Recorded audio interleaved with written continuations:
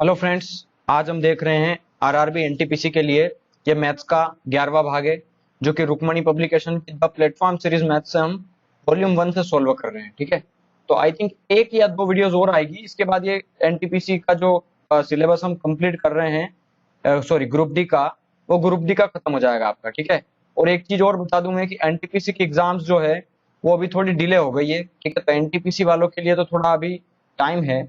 ठीक है, चलिए आगे देखते हैं। देखिए, मैंने कहा है कि मैं इन पे मास्टर वीडियोस लाने वाला हूं। काफी कमेंट्स भी आ रहे हैं, फोन कॉल्स आ रहे हैं, मैसेजेस आ रहे हैं, तो मैं बता देता हूं कि ये ज्योमेट्री का जो सिलेबस होगा ये कंप्लीट होगा। ठीक है, इससे बाहर कुछ नहीं होगा। और हाँ, जो आपको पेड में मिल रहा है ना नेट पे, बहुत सारे टीचर्स है जो अपना पेड कोर्स बना बना के बांट रहे हैं, तो मैं ये सारी चीजें फ्री में देने वाला हूँ। ठीक है, बिना किसी कॉस्ट के, बिना किसी प्राइस के, 1 रुपए की कभी मांग नहीं करूंगा आपसे। ठीक है, ये जो चीजें आपको फ्री में मिल रही है उनका पैसा क्यों देना। अभी भी आप अगर सोच रहे हो पैसा देने का, तो मत सोचना, पैसे नहीं देना है। आप हमें फॉलो कर सकते हैं इंस्टाग्राम पे, टेलीग्राम पे और फेसबुक पे, ये हमारी आईडी है। आप इन पे जाकर के हमें सर्च कर सकते हैं। 3192 क्वेश्चन सोल्व किए हैं, अभी 3193 से देखते हैं। ठीक है, चलिए। यदि किसी ईंट के 3/5 भाग का वजन इतना है, तो 8/15 भाग का वजन कितना होगा। देखो, 3/5 भाग का वजन है 9/10, तो 8/15 भाग का वजन कितना होगा। मान लो 100 होगा। बस इसको सोल्व कर लो। देखो, 5 दूना 10, बटे के बटे से काट सकते हैं नंबर अब। ठीक है, अभी अब सोल्व नहीं होगा, तो क्रॉस मल्टीप्लाई कर दो। तो देखो 3/1 बचा इधर, ये यहाँ पे, और इस x का मल्टीप्लाई कर दोगे तो इंटू एक्स इक्वल टू, यहाँ पे कितना बचा 9/2 इंटू इस 8/15 का क्रॉस मल्टीप्लाई इधर करेंगे तो 8/15 हो गया ये। ठीक है, 3 तिया 9, 3 पंजे 15, और 3 से 3 कट गया, 2 चौके 8, तो x की वैल्यू कितनी आ गई 4/5। तो ऑप्शन ए हो गया हमारा आंसर यहाँ पे। चलिए, इन नंबर का मतलब HCF बताना है हमें। एच तो जब भी फ्रैक्शंस आ जाए, मतलब फ्रैक्शंस को भिन्न कहते हैं हिंदी में। ठीक है, भिन्न, भिन्न मतलब होता है अंश बटा हर। जिसके ऊपर कोई नंबर दिया हुआ, मतलब जो P और Q की फॉर्म में आ जाए, ऊपर कुछ नंबर हो नीचे भी कुछ नंबर हो, इसको हम भिन्न कहते हैं। ठीक है, तो चलिए, जब भी भिन्नों का हम HCF, भिन्नों का मतलब फ्रैक्शंस का जब हम एलसीएम निकालते हैं, तो वो होता है एलसीएम बटे एचसीएफ। ठीक है, और अगर भिन्नों का हम एचसीएफ निकालते हैं, तो वो होता है एचसीएफ बटे एलसीएम। ठीक है, तो यहाँ पे क्या निकालना है हमें, एचसीएफ भिन्नों का, तो हमें एचसीएफ निकालना है। तो ये इक्वेशन सेकंड देखना, इक्वेशन फर्स्ट मत देखना। अगर इसी सवाल में एलसीएम पूछ लेता तो आंसर अलग आता, इसी सवाल में एचसीएफ पूछा तो आंसर अलग आएगा। अभी हम सेकंड कंडीशन फॉलो करने वाले हैं। ऊपर ऊपर वाले नंबर का क्या निकालना है, एचसीएफ, नीचे नीचे नंबर वालों, नीचे नीचे वाले नंबर का क्या निकालना है, एलसीएम। ठीक है, तो बस सोल्व कर लीजिए इसको। देखो, सोल्व करने पे क्या आएगा, ऐसा नंबर आएगा, सुनो, देखो नीचे तो हमें एलसीएम लेना पड़ेगा, और हाँ ऊपर क्या है, एचसीएफ। तो ऊपर देखो, अगर मैं ऑप्शन से देखूं तो 3 3 3 है, और यहाँ 6 आ रहा है, तो 9 6 को नहीं काट पाएगा, तो ऑप्शन डी कैंसिल हो गया। अब नीचे देखो, 700 100 और 140, क्या 100 14 का एलसीएम हो सकता है, नहीं होगा। 140 देखना, अब क्या 25 से 140 कटेगा, नहीं कटेगा। क्या 25 से 700 कटेगा, बिल्कुल कटेगा। 14 से कटेगा, 14 पंजे 70, 50 बार कटेगा। 7 से भी कटेगा, और ये 4 से भी कटेगा। सारे नंबर से 700 कट रहा है, इसका मतलब ऑप्शन है आंसर। बिना सॉल्यूशन के आप आंसर इसका लगा सकते हो। चलिए, एक वृत्त का व्यास एडी है, ये एक वृत्त हो गया, इसके सेंटर से जो लाइन पास होती है उसको हम क्या कहते हैं, व्यास। तो ये एक वृत्त का व्यास मान लिया मैंने एडी, और चाप ए बी है, इसका जो चाप हो गया वो ए बी हो गया। मान लो कोई चाप है ए से बी तक का, यहाँ पे मान लो हमने ये ए बी चाप मान लिया, ये वाला। ठीक है, इसको मिला भी सकते हैं हम चाहे तो, या फिर ये जो तिरछी रेखा है इसको चाप कहते हैं। ठीक है, चाप दीवार दोनों कह सकते हैं, कोई फर्क नहीं पड़ता, दोनों सेम ही होती है। ए बी उसका चाप हो गया। एडी बराबर 34 है, तो ए से डी तक कितना है, 34 है। ए बी बराबर 30 है, तो ये हो गया आपका 30। तो वृत्त के केंद्र से ए बी की दूरी कितनी है, वृत्त के केंद्र से हमें ए बी की दूरी बताना है।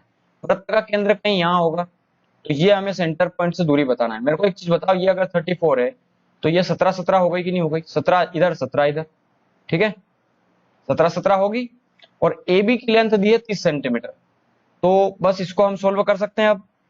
अगर मान लो हमें क्या निकालना है, वृत्त के केंद्र से, मतलब यहां से ए बी की दूरी, मतलब यहां तक की डिस्टेंस निकालना है, ठीक है।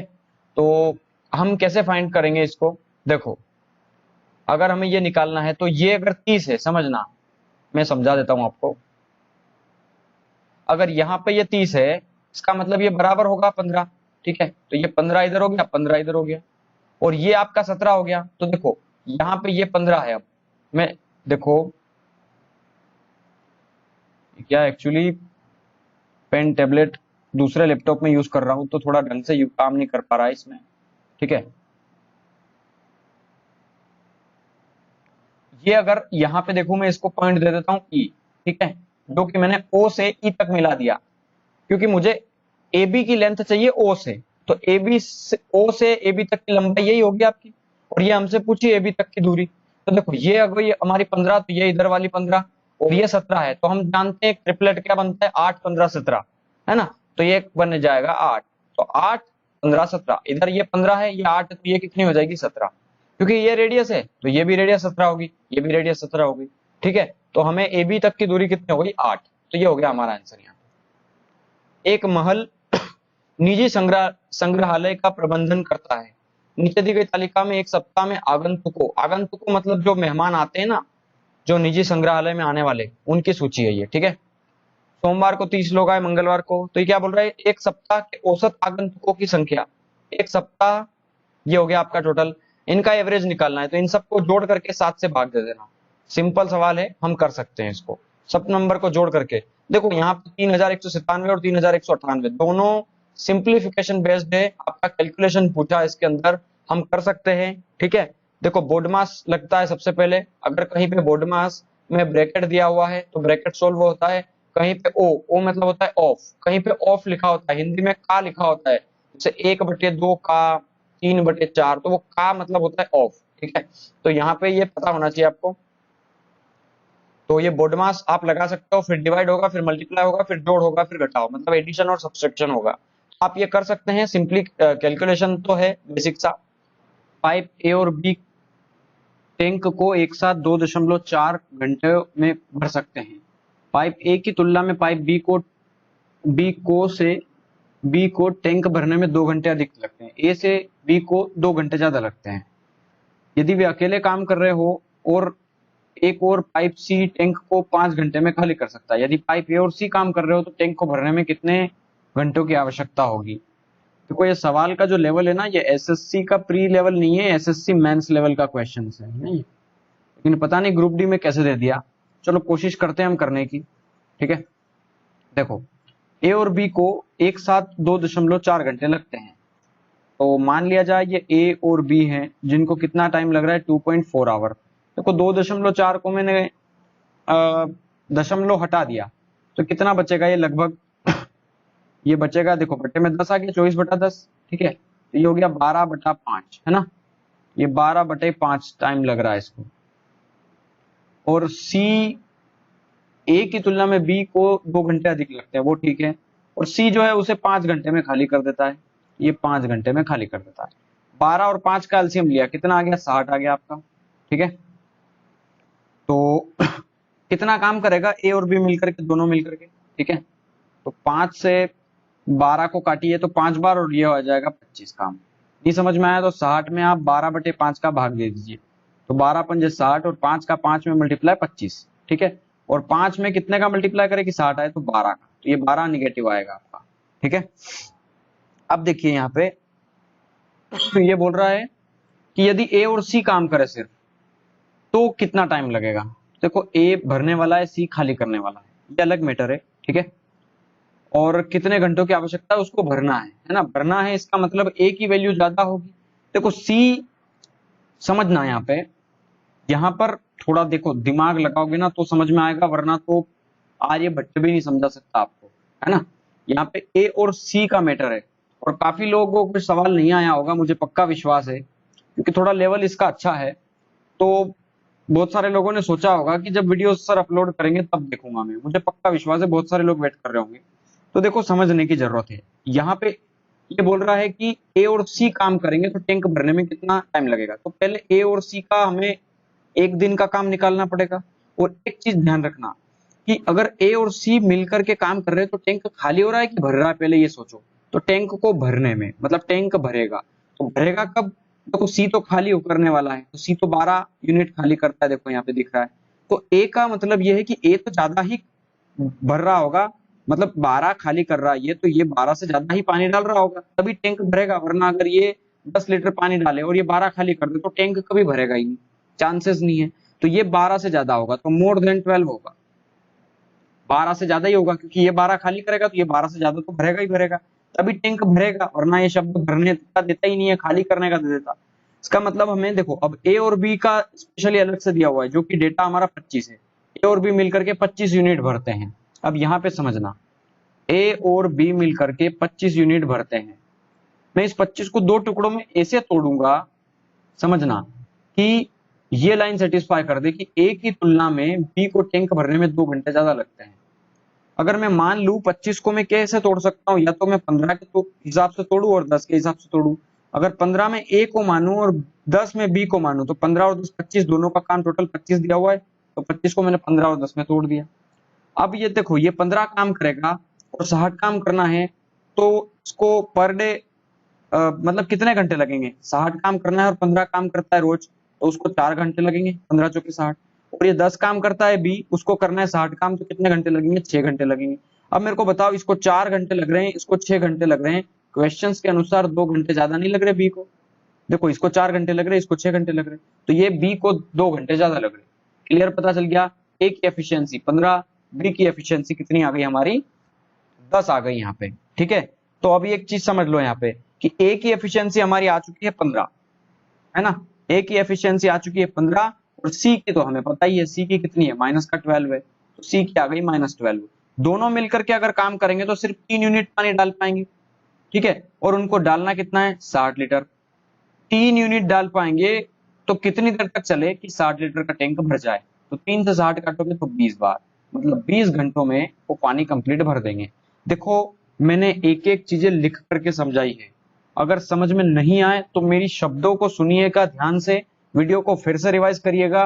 क्वेश्चंस का लेवल बहुत अच्छा है, और इससे आपको बहुत, देखो, जितना टफ क्वेश्चंस होगा ना, उतना कंसेप्ट ज्यादा मजबूत होता जाएगा आपका। ठीक है, तो फोकस इस पे करिए, सवाल पे नहीं करना है हमें। ठीक है, अगर समझ में नहीं आया तो एक बार और देखना, मैं वापस नहीं बताऊंगा, क्योंकि समय कम होता है हमारे पास और क्वेश्चंस ज्यादा लेना होता है हमें। ठीक है, अगर फिर भी आपको समझ में नहीं आ रहा है, इसका मतलब आपका टाइम एंड वर्क में कंसेप्ट बिल्कुल अच्छा नहीं है, तो आपको टाइम एंड वर्क सीखने की जरूरत है। चलो, निम्न तालिका में एक कंपनी की 3 क्षेत्रों में 5 वर्ष की बिक्री का विवरण दिया है, आंकड़े लाख रुपए में। वर्ष 1 से वर्ष 5 की बिक्री में कितना % का डिफरेंस है? वर्ष 1 से वर्ष 5 तक बिक्री में देखो, पहले साल की बिक्री कितनी है? 20, 30, 40, 40 है, और 40, 20, 50। फिर इन सबको नंबर को जोड़ करके डिफरेंस ही तो निकालना है मेरे को, डिफरेंस निकाल सकता हूं मैं। एबीसी के पास 2, 5, 7 को एक चीज मैं बता दूं, अगर इसी पैटर्न के हिसाब से डीआई आया ना आपका, तो अगर 5 नंबर का है तो 5 नंबर सबके पक्के हैं, क्योंकि इतना बेसिक तो सभी कर सकते हैं यार। ठीक है, ये तो बेसिक सवाल है। एबीसी के पास 2, 5, 7 में पैसा है, यदि बी के पास ए से 90 रुपए ज्यादा है, देखो बी के पास ए से कितने रुपए ज्यादा है? तो आप कहोगे 3 रुपए ज्यादा है। देखो, इसके पास 2 रुपए, इसके पास 5 रुपए, 3 रुपए ज्यादा है, तो 3 हो गया 90 की वैल्यू। तो सी के पास कितना है? 7 की वैल्यू निकालना है, तो 30, 3 हो गया 90 की वैल्यू, तो 1 हो गया 30 की वैल्यू। हमें क्या चाहिए? 7 की वैल्यू। तो 7 की वैल्यू कितनी हो गई? 210। Option C answer. रेशो समझ में आया होगा तो ये आएगा, वरना जाएगा। चलो, 3202 क्वेश्चंस देखते हैं हम। इसमें क्या कहा है हमें कि बंदूक से 12 ग्राम की गोली दागी जाती है। बंदूक से 12 ग्राम की गोली दागी जाती है, गोली को बैरल से बाहर निकलने में 0.06 सेकंड लगते हैं, उसकी गति 600 मीटर पर सेकंड है, तो बंदूक द्वारा गोली पर आरोपित बल क्या है? देखो, ये फिजिक्स का क्वेश्चन है। ठीक है, तो फिजिक्स का थोड़ा सा कंसेप्ट आपको पता होना चाहिए कि जो फोर्स लगता है वो द्रव्यमान मतलब मास और एक्सेलरेशन जो कि त्वरण होता है, मतलब बल बराबर होता है द्रव्यमान गुना त्वरण के। ठीक है, तो ये फिजिक्स का 11th 12th का कंसेप्ट है, आपको पता होना चाहिए। F बराबर m है। ठीक है, तो बस फोर्स हमें पूछा है कि उस पर कितना बल लग रहा है, कितना फोर्स लग रहा है। तो फोर्स इक्वल टू मास, उसका मास कितना है, देखो मास है उसका 12 ग्राम का, गोली का मास है ना, गोली का वजन कितना है 12 ग्राम, तो उसका मास कितना होगा, द्रव्यमान 12 ग्राम, ठीक है। और उस पर क्या लग रहा है कि 600 मीटर पर सेकंड उसकी स्पीड है और उसको इतना सेकंड लग रहा है, ठीक है। तो इतने सेकंड से डिवाइड कर दो 0.06 से, ठीक है। तो ये पॉइंट हटेगा तो 2 जीरो और लग जाएंगे, 6 से काट दो इसको, 6 कम 6, 1 2 3 4, 12 का मल्टीप्लाई करोगे तो कितना आ रहा है 12, 1 2 3 4, ये 2 जीरो कहां से ले आया मैं, 12 पॉइंट हटे तो 2 जीरो लग गए, ठीक है। तो कोई ये नीचे क्यों लिखा ये भी समझा देता हूँ, टाइम है ये, ठीक है, कितना टाइम लग रहा है। तो कुछ समझ में नहीं आ रहा, 12 होना चाहिए, देखो 1200 का मल्टीपल तो यही है ना, तो इस हिसाब से हम इसको टिक कर सकते हैं। यहाँ पे जीरो शायद कम दिए हुए हैं, कुछ है, ठीक है। चलो इसको देखते हैं हमारा उसके अनुसार आंसर सही आ गया है, ठीक है। वो 2 जीरो का कुछ लोचा होगा, वो हम देख सकते हैं बाद में, समझ सकते हैं अपने हिसाब से। 3203वां क्वेश्चन है, यदि समीकरण 6x minus 11y plus 11 equal to 0 और ये इक्वल टू 0 का कोई हल संभव नहीं है, मतलब कोई हल नहीं है, तो k का मान क्या है। देखो 10th के अंदर हमने पढ़ा है, 10th एनसीईआरटी अगर आपने पढ़ा हो तो, है ना, हम एमपी बोर्ड से पढ़े थे जब बुक एमपी बोर्ड की बनती थी। अभी एनसीईआरटी का सिलेबस पूरे इंडिया में लागू हो चुका है, इंडिया का तो नहीं पता, एमपी में तो जरूर एनसीईआरटी का आ चुका है, ठीक है। तो एनसीईआरटी से अभी अभी जो सिलेबस है वो चेंज हो चुका है, लेकिन अगर हम लोगों ने पढ़ा था, जितने भी लोग देख रहे होंगे वो सभी लोग 10th का तो कोई देख नहीं रहा होगा, तो हम सब ने जो भी बुक से पढ़ा होगा, जैसे राजस्थान वाले लोग राजस्थान बोर्ड से, उत्तर प्रदेश के लोग उत्तर प्रदेश बोर्ड से, और कुछ लोग ने एनसीईआरटी से पढ़ा होगा, तो शायद उसमें होगा। अगर नहीं भी हो तो फिर मैं बता देता हूँ 3 प्रकार की कंडीशंस होती है, मैं सारी अभी बताऊंगा नहीं आपको, ठीक है, क्योंकि जो चीज आई है हमें वही सीखना है। वैसे तो पूरा मैथ्स इतना बड़ा है कि हम समझा नहीं पाएंगे आपको अभी, ठीक है। देखो अगर कोई हल संभव नहीं होता तो एक कंडीशन बनती है कि a1 upon a2 equal to होगा b1 upon b2 is not equal to c1 upon c2। अगर कोई हल संभव नहीं है तो ये कंडीशन फॉलो होगी। यहाँ पे a1 है, ये b1 है और ये c1 है, ठीक है। तो a1 मतलब 6 बटे a2 15 minus 11 upon k equal to is not equal to 11 upon minus का 9, ठीक है। तो ये इसके बराबर होगा लेकिन ये इसके बराबर नहीं होगा, तो आप इन दोनों को सोल्व कर लो, फर्स्ट और सेकंड को। 3 दूना 6, 3 पंजे 15, तो ये कितना हो गया, k की वैल्यू 2k की वैल्यू कितनी आ गई माइनस का 55, ये 5 का मल्टीप्लाई कर दो, तो k की वैल्यू आ गई माइनस का 55 बटा दो, तो 55 का आधा कितना हो गया 27.5, ठीक है। ये हो गया हमारा आंसर। चलो 3204 देखते हैं।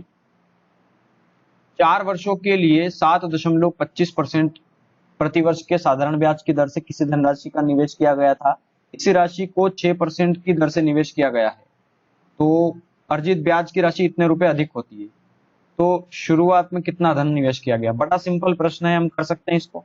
कैसे करेंगे, 4 वर्ष के लिए इतना परसेंट और फिर 6 वर्ष के लिए इतना परसेंट, और 4 का मल्टीप्लाई कर दो इसमें और 6 का मल्टीप्लाई इसमें कर दो, मतलब 6 गुना 7.25% और 4 गुना 7.25%, ठीक है। और इन दोनों का जो डिफरेंस है इतना परसेंट होगा, वो जो भी होगा उसको हमें रखना है 435 के बराबर, तो फिर 1% निकालना है, फिर 100% निकालना है। सिंपल है, मल्टीप्लाई कर करके हम वैल्यूज को जो भी मल्टीप्लाई करोगे फिर दोनों को आपस में घटाओगे, वो हो जाएगी 435 के बराबर, तो 100% निकाल लेना, ठीक है। हम करते आए हैं साधारण ब्याज के बेसिक सवाल। 24 कैरेट गोल्ड 100% शुद्ध सोना है, तो 22 कैरेट गोल्ड में कितना परसेंट सोना होगा। देखो 24 कैरेट में है 100%, तो 1 कैरेट में होगा 100/24, ठीक है। ये यूनिटरी मेथड कहलाता है, यूनिटरी मेथड से हम सोल्व कर सकते हैं। यूनिटरी हिंदी में कहूं तो एक नियम, है ना। देखो ये चीजें आपको पता होना चाहिए यूनिटरी मेथड से, ठीक है। ये अगर नहीं पता हो तो यूट्यूब पे सर्च करके पूरा कंसेप्ट समझो इसका, ठीक है, क्योंकि चीजें ही पता नहीं है लोगों को कि पढ़ना क्या क्या है हमें। एक हो गया इसकी वैल्यू, तो हमें चाहिए 22 की वैल्यू, तो 100/24 इंटू 22, ठीक है, तो एक एक ये हो गया 12, तो ये हो गया 1100/12, ठीक है। इसको सोल्व कर लेना, आंसर आ जाएगा।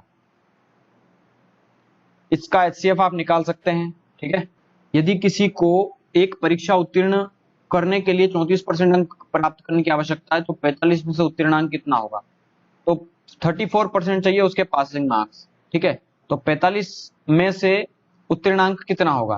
तो 45 का आप 34% निकाल सकते हैं, ठीक है। 45 का 34% निकालोगे तो उतने में पास हो जाएगा। तो आप कर लेना कैलकुलेशन इसका, 5 9 45, 5 दूना 10, 20, 34 का मल्टीप्लाई 9 में करके 20 से डिवाइड कर देना। पूनम 28 किलोमीटर की दूरी तय करती है और पाती है कि उसकी यात्रा का 5/7 भाग अभी भी तय किया जाना बाकी है। 5/7 भाग तय किया जाना बाकी है, तो उसकी यात्रा की कुल दूरी कितनी है? देखो 5/7, अगर ये 5 बाकी है, इसका मतलब कुल 7 था, तो ये 7 कुल था जिसमें से अभी भी 5 बाकी है। इसका मतलब 7 कुल था जिसमें से उसने 2 ट्रेवल कर लिया, और वो बोल रहा है कि 28 ट्रेवल किया। इसका मतलब ये समझो कि 2 हो गया आपका 28 की वैल्यू, है ना। तो 7 किसकी वैल्यू होगी? तो 2 से ये कटेगा 14 टाइम, तो 14 से 98, 98 किलोमीटर टोटल डिस्टेंस था उसका। समझ में आया? आगे बढ़ते हैं, 3209 क्वेश्चंस देखते हैं। क्या कह रहा है ये? देखो, ये कह रहा है धोनी ने स्टीमर द्वारा 120 किलोमीटर, रेलगाड़ी द्वारा इतना किलोमीटर और घोड़े पर 60 किलोमीटर की यात्रा की। अपनी पूरी यात्रा करने में उसे 13 घंटे और 30 मिनट का समय लगा। तो 13.5 घंटे लगे, इसका मतलब है ना, 13 घंटे और 30 मिनट मतलब 13.5 घंटे। यदि रेलगाड़ी की चाल घोड़े से 3 गुना और स्टीमर से 1.5 गुना है। देखो, रेलगाड़ी है, यहाँ पे एक ट्रेन है, एक घोड़ा है, हॉर्स है, और एक स्टीमर है। तो THS क्या रेशो आ गया इनका? अगर ये बोल रहा है कि रेलगाड़ी की चाल घोड़े से 3 गुना है, तो हॉर्स की अगर मान लो V है, ठीक है, या आप मान लो इसका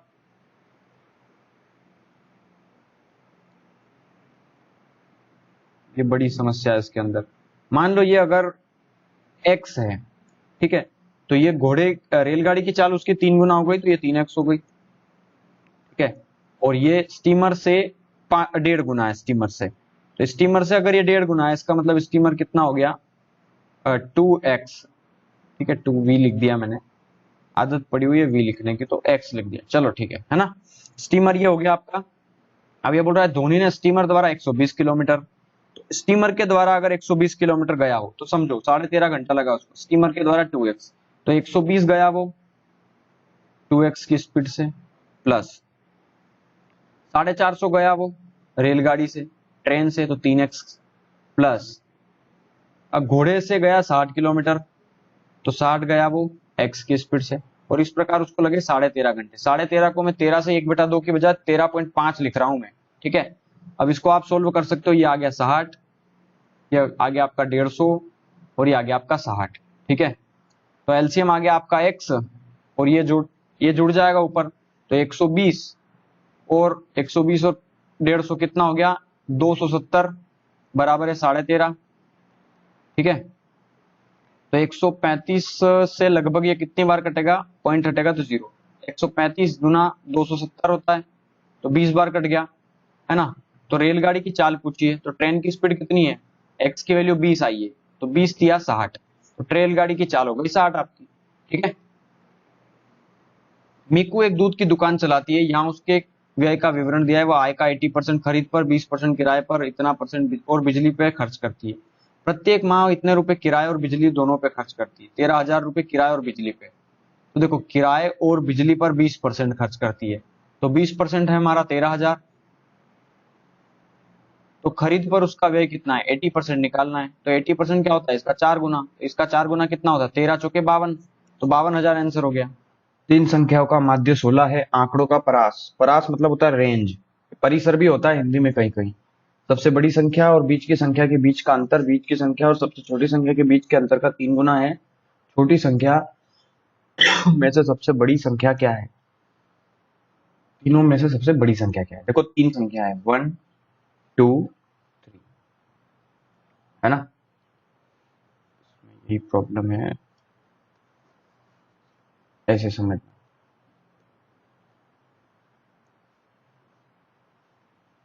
अगर सबसे बड़ी संख्या में ऑप्शन से मानो 22 है, तो आंकड़ों का माध्य 16 है, मतलब टोटल तीनों संख्याओं का सम 48 होना चाहिए। और परास 12 दिया है। परास मतलब होता है सबसे बड़ी संख्या और सबसे छोटी संख्या का अंतर। वो कितना है? 12 है। अगर ये 12 होगा तो ये नंबर उससे 12 छोटा होगा, मतलब 0, 2, 3 और 1, सॉरी ये हो गया 1, है ना। 10 होगी ये सबसे छोटी संख्या। अब ये बोल रहा है कि सबसे बड़ी संख्या मतलब 22 और बीच की संख्या मतलब मान लो x, है ना, उनका डिफरेंस बीच की संख्या मतलब x और पहली संख्या मतलब 10 का 3 गुना है, तो इसका 3 टाइम्स है वो। तो 22 माइनस का x equal to 3x minus का 30, ये हो जाएगा 4x इक्वल टू, इनको सम कर दो इधर, तो ये हो जाएगा 52। तो 13 चौके 52, ये आ गया 13 आपका। ठीक है, इनका माध्य 48 आना चाहिए। टोटल सम देखो 3 और 2 5, 5 ही आ रहा है सिर्फ, 2 3 4, 45 आ रहा है। इसका मतलब सम हमारा कम पड़ गया, है ना। 45 ही आया जब मैंने बड़ी संख्या को 22 लिया। कितना कम पड़ा? मतलब 45 आया, लेकिन 48 लाना था। इसका मतलब 3 कम पड़ गया। तो अगर मैं इस नंबर में 3 बढ़ा दूं, ठीक है, तो एवरेज में हर एक में एक एक बढ़ेगा। एक इधर बढ़ा दूं, एक इधर बढ़ा दूं, एक इधर बढ़ा दूं, तो ये नंबर 22 और एक कितना बनेगा? 23 बनेगा। तो ऑप्शन सी आंसर हो गया हमारा, है ना। अगर मैं इसको 23 रख के देखूंगा ना तो बिल्कुल सही नंबर आएगा। इसको 23 रखूंगा तो ये 12 का डिफरेंस, तो फिर ये 11 बनेगा। और जब सोल्व करूंगा तो ये 14 बनेगा। फिर आप जोड़ोगे तो 48 बिल्कुल बढ़ेगा, क्योंकि हर एक नंबर एक एक बढ़ जाएगा। ठीक है ना। थोड़ा समझने की कोशिश करना। ये सवाल आप कर सकते हैं। शशांक एक व्यावसायिक कंपनी चलाता है जिसमें वे अपनी आय का 20% कंपनी चलाने के लिए परिवर्तित लागत पर व्यय करता है। तालिका में कंपनी के 5 वर्षों की आय का विवरण दिया गया है। परिवर्तित लागत पर शशांक अपनी फर्म का प्रबंध करने के लिए प्रतिवर्ष औसतन कितना खर्च करता है? देखो ये तो हमें टोटल उसका सम निकाल करके ही बता पाएंगे हम उसका। ठीक है, क्योंकि वो हर बार क्या कर रहा है कि कंपनी चलाने के लिए लागत पे 20% जो है वो परिवर्तित लागत पर व्यय करता है। मतलब जैसे 12.5 से थोड़ा सा बढ़ाने के लिए वो 20% का खर्चा कर देता है। 2012 में मान लो उसने 12.5, क्या है आय लाख में, ना 12.5 लाख कमाए थे उसने, 12,50,000। तो अब उसका प्लानिंग होगा कि वो कुछ खर्चा करे, कुछ प्रमोशन करे, उसके बाद कुछ ज्यादा कमाए। ठीक है, तो ज्यादा कमाने के लिए क्या करेगा वो? इस पे 20% खर्चा करेगा, फिर अगले साल फिर 20% करेगा, फिर 20%, फिर 20%, फिर 20%, ऐसे कर रहा है वो खर्चा। ठीक है, तो 12.5 का भी 20% निकालो, 13 का भी 20% निकालो। ठीक है, 13 का भी 20% निकालना पड़ेगा। उसके बाद फिर 13 का, फिर 12.5 का, फिर 14 का, इन सब का 20-20% निकाल लेना, उन सबको जोड़ लेना। और ये जोड़ोगे, जैसे 12.5 का 20% निकालो आप। ठीक है, तो इसका 10% हो गया 1.2, तो 0.12 हो गया ये, 0.125, मतलब इसका आधा होगा, सॉरी गलत कर गया। ये 10% होगा इसका 1.25, तो इसका आधा कितना होगा? लगभग 62 समथिंग, तो 0.62 आएगा लगभग लगभग। ठीक है, हम ऐसे करते रहेंगे, क्योंकि लाख तक दिया हुआ है तो आप जीरो लगा करके भी सोल्व कर सकते हो इसमें, वरना 5 का भाग दे दो आप।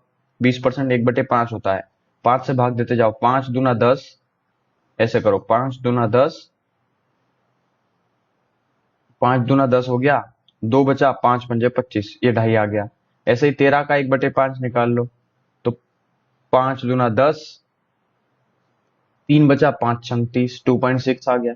ऐसे सारे नंबर निकाल लो आप। 13 का फिर से 2.6 आएगा, देखो एक 2.5, 2.6, 2.6, फिर 12.5 का 1/5, तो फिर से 2.5, और 14 का 1/5, तो 5 दूना 10, 4 बचा, 5 अठो 40। इन नंबर को सम कर लो सबको। ठीक है, 25 और 25, 50, 75, 100, 125, तो 12.5 आ गया ये तो। लेकिन यहाँ पे कितना 25 लेना था अपन ने 0.8 लिया है, मतलब 0.3 यहाँ पे बढ़ाया, फिर यहाँ पे 0.1 और 0.1 0.2 यहाँ पे बढ़ाया, मतलब 0.5 बढ़ाया अपन ने, मतलब 12 नहीं होगा टोटल, क्योंकि 0.5 जोड़ दोगे तो 13 हो जाएगा ही। और 13 कितने सालों में बढ़ाया टोटल? 5 सालों में, तो 5 से डिवाइड कर दो इसको। तो जब भी 13 में हमने 5 से डिवाइड किया है 2.6 लाख एवरेज आया है हमारा। ठीक है, समीकरण x square minus 6x plus q equal to 0 के वर्गमूलों का अंतर 24 है।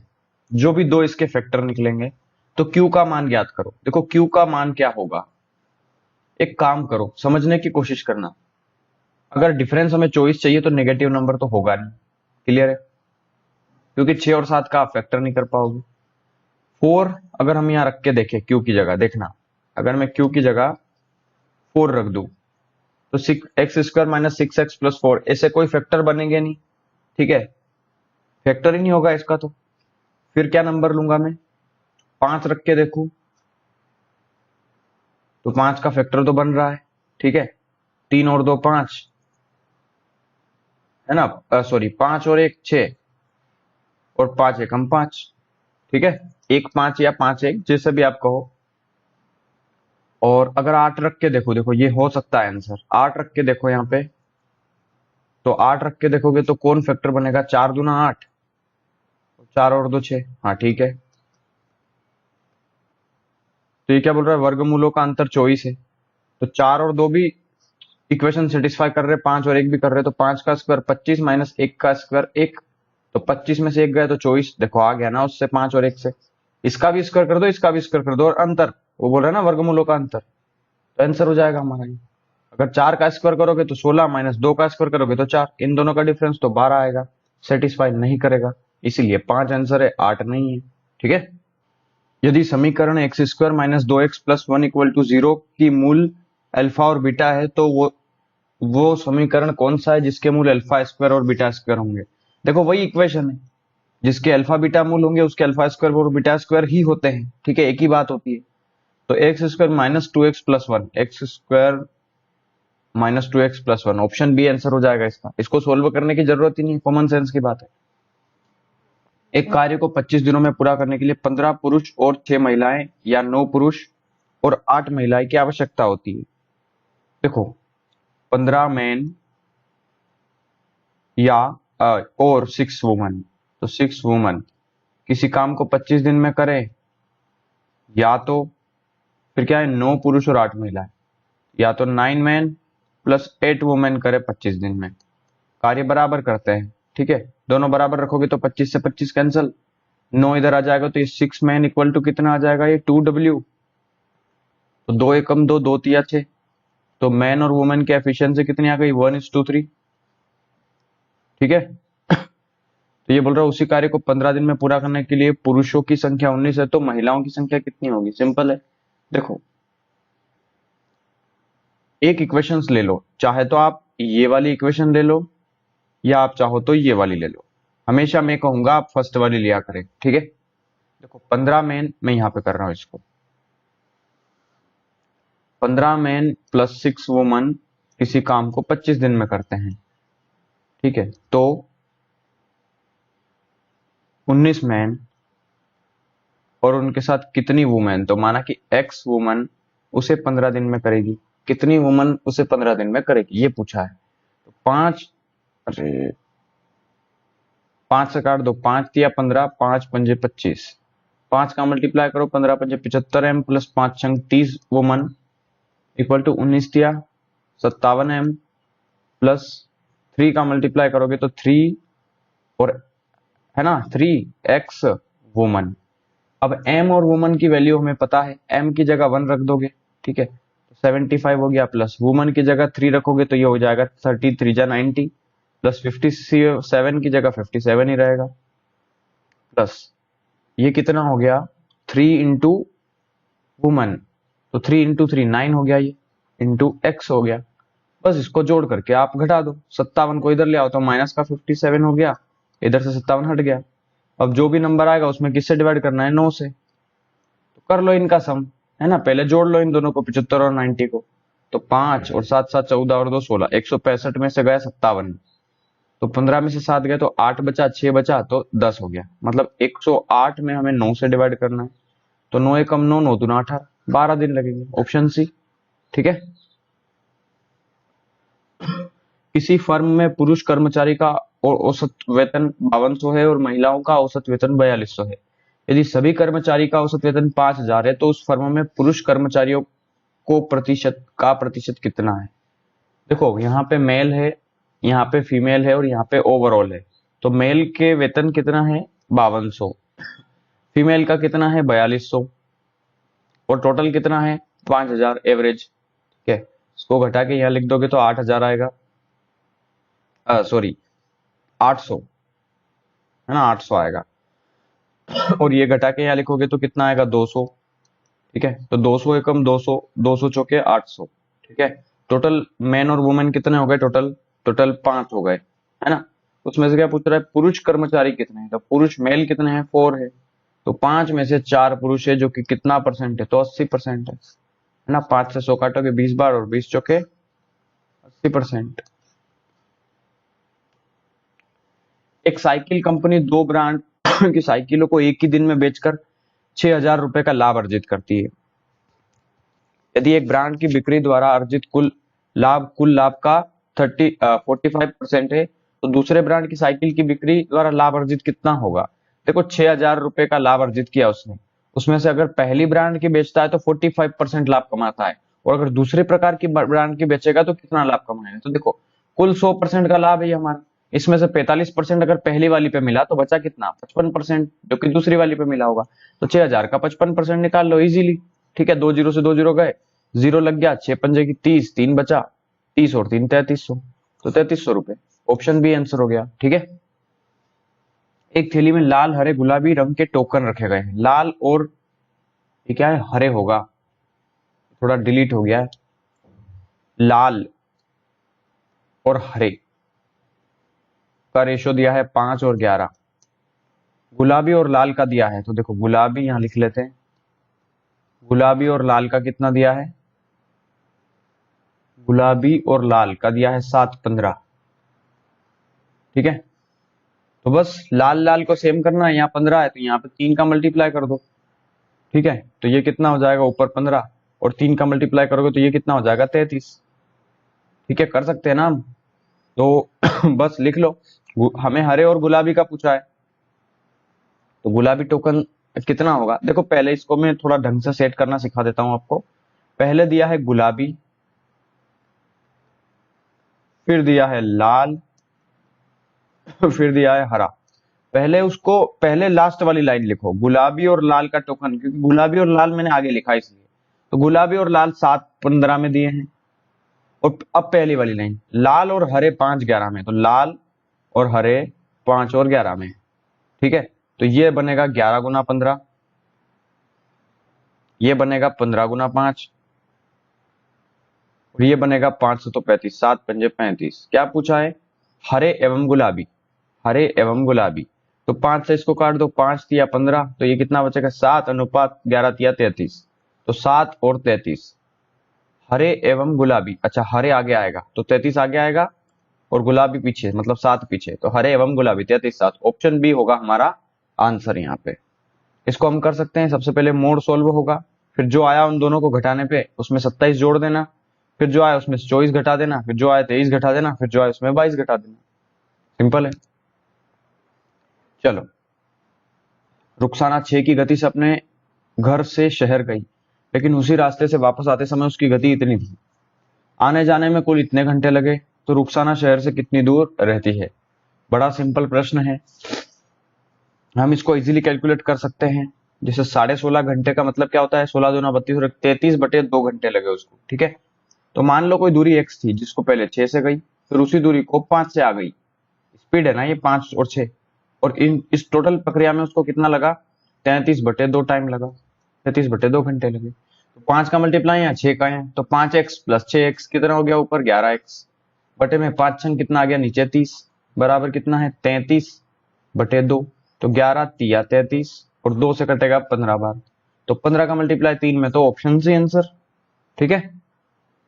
जब दो रेलगाड़ियां 32 और 40 की स्पीड से चलती है विपरीत दिशा में, तो तेज चलने वाली गाड़ी धीमे वाली रेलगाड़ी में बैठे व्यक्ति को 15 सेकंड में पार कर जाती है। तेज चलने वाली गाड़ी की लंबाई कितनी है?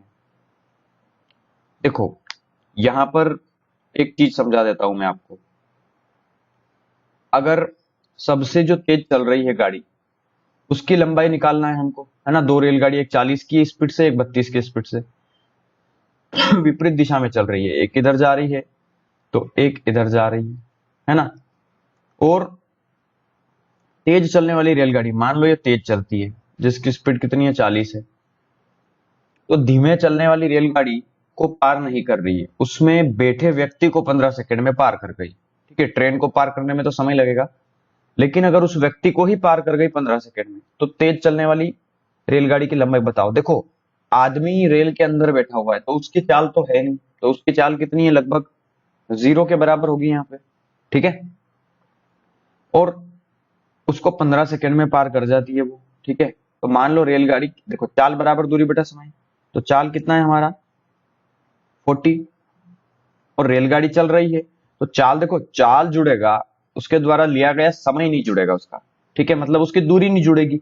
व्यक्ति तो ट्रेन में बैठा हुआ है ना, लेकिन देखो एक चीज समझना, व्यक्ति की चाल कितनी होगी? तो देखो व्यक्ति खुद नहीं चल रहा है, लेकिन ट्रेन तो चल रही है ना, तो ट्रेन के सापेक्ष उसकी गति भी 32 हो जाएगी। क्यों? क्योंकि अगर आप जैसे ट्रेन में बैठे हो, ट्रेन अगर 40 की स्पीड से चल रही है तो अपने शरीर की स्पीड भी 40 हो जाती है। अगर ट्रेन अचानक से रुक जाती है तो हमारा शरीर तो आगे की तरफ मुंह काम करता है, और वो आगे की तरफ मुंह करेगा। अगर कोई अचानक से बस में ब्रेक देगा तो हम आगे की तरफ गिर जाएंगे। क्यों? क्योंकि बस के साथ साथ हमारी स्पीड भी 40 हो चुकी होती है। ठीक है, अब वो अचानक अपनी स्पीड रोकता है तो हम अपनी स्पीड नहीं रोक पाते, इसलिए हम आगे गिर जाते हैं। ठीक है, ये हमारा साइंस का छोटा सा कंसेप्ट है।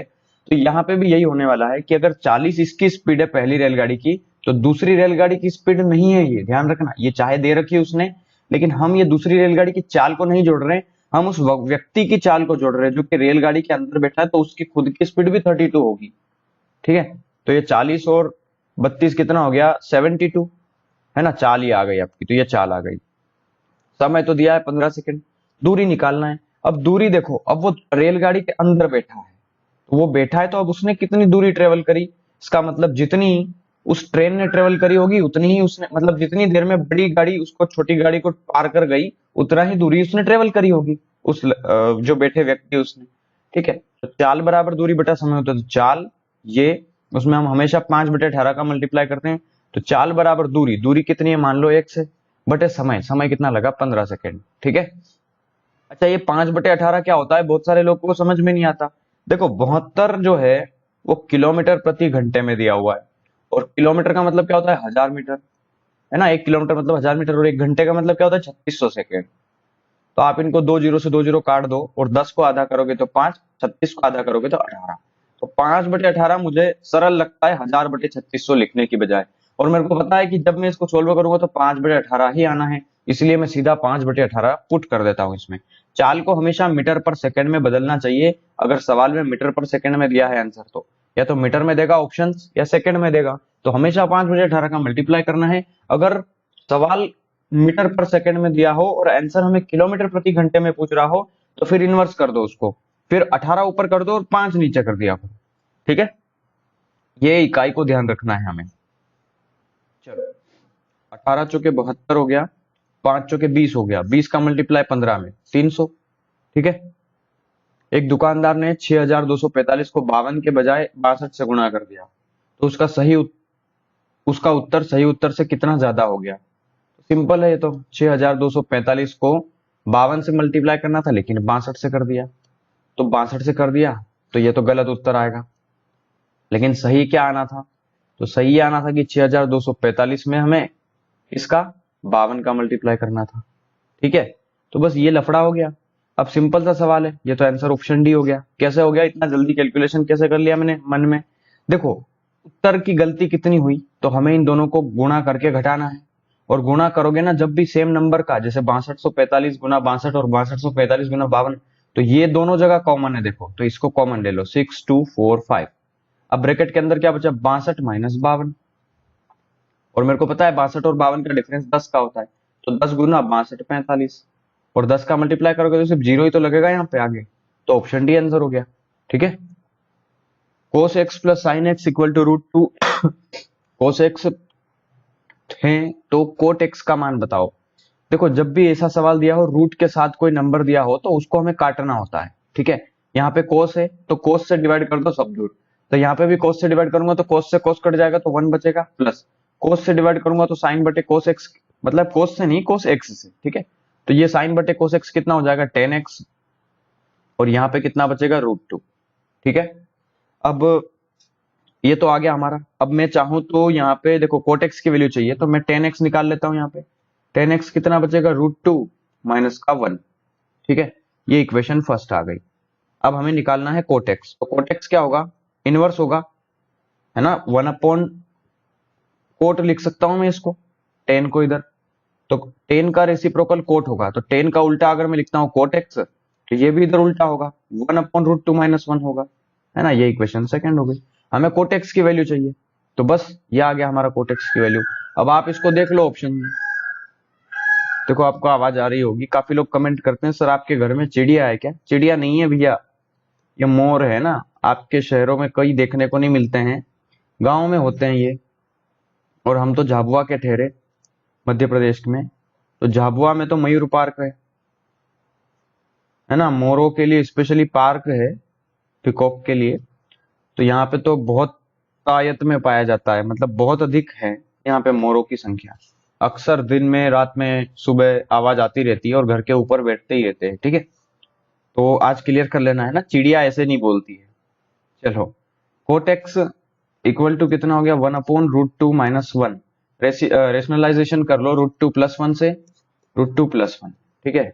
आप सिंपल है, √2 प्लस 1 ऑप्शन आंसर आ गया, क्योंकि नीचे तो a इंटू बी और a plus b, a minus b से कितना बचेगा 1 बचेगा, और ऊपर कितना हो गया √2 प्लस 1, तो आंसर आ गया हमारा ऑप्शन ए।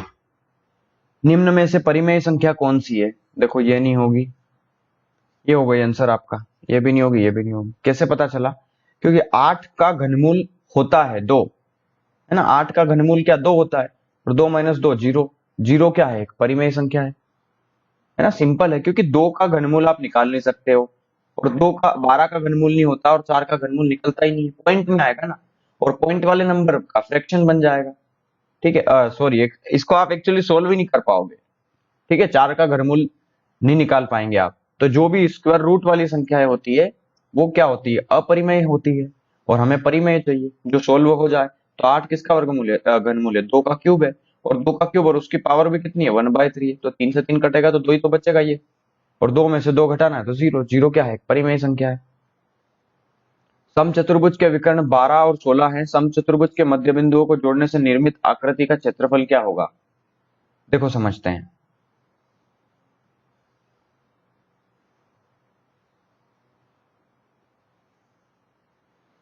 अगर मैं नाम दे दूं A B C D, ठीक है, तो समचतुर्भुज के विकर्ण 12 सेंटीमीटर और 16 सेंटीमीटर के हैं। ये एक 12 हो गया और ये 16 हो गया। देखो 12 वाला को समझना, ये इतना सा 6 है ना, यहाँ से A से लगा के O तक का, और ये भी 6 है, O से लगा के C तक का, बराबर होते हैं विकर्ण उसके, और यहाँ पे 90 पे कट करते हैं एक दूसरे को, ठीक है। अब 16 है तो ये इतना सा 8 हो गया, और ये इतना सा भी 8 हो गया, ठीक है। तो समचतुर्भुज के मध्य बिंदुओं को जोड़ने से, देखो समझना, बहुत ही जबरदस्त सवाल है, देखा नहीं होगा आपने। समचतुर्भुज के मध्य बिंदु को, समचतुर्भुज के मध्य बिंदु को जोड़ने पर निर्मित आकृति का क्षेत्रफल क्या होगा। देखो इनको जोड़ दो आप, ठीक है, इनको जोड़ने पे जो आकृति बनेगी उसका क्षेत्रफल क्या होगा। देखो बड़ा इंटरेस्टिंग और बड़ा जबरदस्त सवाल है। आप लोग एक चीज हमेशा ध्यान रखना है आपको, ठीक है। यहाँ पे क्या है कि ये जो विकर्ण है, विकर्ण एक दूसरे को बराबर भागों में बांटते हैं, ठीक है। इसका मतलब इजीली हम कह सकते हैं कि जो पूरे मतलब समचतुर्भुज का क्षेत्रफल होगा, इसके अंदर बनने वाली आकृति कौन सी है, पहले तो मेरे को ये बताओ। तो जो समचतुर्भुज के अंदर आकृति बनेगी ना, उसको हम वर्ग कहते हैं। ये जो नाम दे दो, ABCD हो गया, तो EFGH, ये जो EFGH बना है आपका, ये क्या बनता है, एक वर्ग बनता है हमेशा, ये ध्यान रखना है आपको, ठीक है। तो और हमेशा ध्यान रखना कि अगर समचतुर्भुज का क्षेत्रफल अगर मान लो ए है, पूरा समचतुर्भुज का क्षेत्रफल ए है, तो उसके बनने वाले वर्ग, उसके अंदर बनने वाले वर्ग का क्षेत्रफल क्या होगा, हमेशा उसका आधा होता है। तो वर्ग का क्षेत्रफल क्या होगा, आधा होगा। तो पहले समचतुर्भुज का क्षेत्रफल हम निकाल सकते हैं क्योंकि दो विकर्ण दिए हुए हैं। देखो ये डायग्राम तो मैंने आपको समझाने के लिए बनाया कि पूछ क्या रहा है, हमें सिर्फ इतना सा क्षेत्रफल पूछा उसने अंदर अंदर का, ठीक है। तो अगर हम पूरे उसका पूरे का एरिया निकाल सकते हैं तो देखो हम निकाल सकते हैं 1/2 इंटू पहला विकर्ण इंटू दूसरा विकर्ण, क्षेत्रफल बराबर, तो 2 से काट दो इसको 18, तो 12 कितना हो गया, 96, 96 हो गया, ठीक है। तो इसका आधा होगा इस वर्ग का क्षेत्रफल। तो वर्ग कितना होगा, देखो ये तो समचतुर्भुज का था, सम का क्षेत्रफल, समचतुर्भुज का क्षेत्रफल कितना आया था, 96 आया था, लेकिन वर्ग का क्षेत्रफल क्या होगा, 96 का आधा होगा, मतलब 48 होगा। तो ऑप्शन बी आंसर होगा हमारा यहाँ, ठीक है। 14 सेंटीमीटर व्यास और 24 सेंटीमीटर ऊंचाई वाले एक शंकु 15 सेंटीमीटर वाली कोर के घन के शीर्ष पर रखा जाता है, तो निर्मित आकृति की सतह का क्षेत्रफल क्या होगा। देखो बड़ा सिंपल सा प्रश्न है, क्या पूछ रहा है कि एक शंकु जो है वो एक घन के शीर्ष पर रखा जाता है। मान लो ये घन है आपका, सारी साइड बराबर होगी उसकी,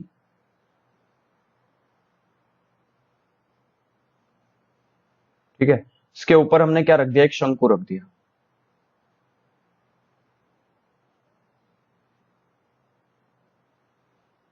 ठीक है। तो ये जो आकृति बनेगी इसका हमें सतह का क्षेत्रफल बताना है उसका, ठीक है, सरफेस एरिया उसका। तो निकाल सकते हैं हम। देखो शंकु, पहले शंकु समझना है ना, ये तो खैर समझाने के लिए बनाया है।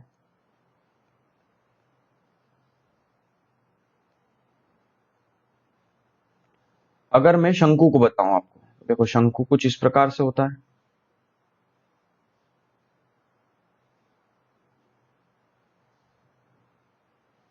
ना। तो 14 सेंटीमीटर अगर इसका व्यास है तो त्रिज्या कितनी हो गई, 7। ऊंचाई अगर 24 है तो 7, 24, 25 ट्रिपलेट से, है ना, ट्रिपलेट होता है ना 7, 24, 25 का, तो तिर्यक ऊंचाई हो गई 25। तो अगर हमें तिर्यक ऊंचाई आ चुकी है तो इसका हम टोटल सरफेस एरिया निकाल सकते हैं कि शंकु का टोटल सरफेस एरिया कितना है, क्योंकि ये हिस्सा जो जमीन पे टच होगा और ये हिस्सा जो बाहर से दिख रहा है, मतलब टोटल शंकु कितना है ना, शंकु का हमें टोटल सरफेस एरिया में निकालना है। तो पाई आर आर प्लस एल होता है, पाई आर आर प्लस एल। तो पाई की वैल्यूज आप रख दो 22/7 इंटू रेडियस है 7, ब्रैकेट में r plus l, r plus l, 25 और 7 कितना हो गया, 32, 7 से 7 कट गया, 22 गुना 32, ठीक है।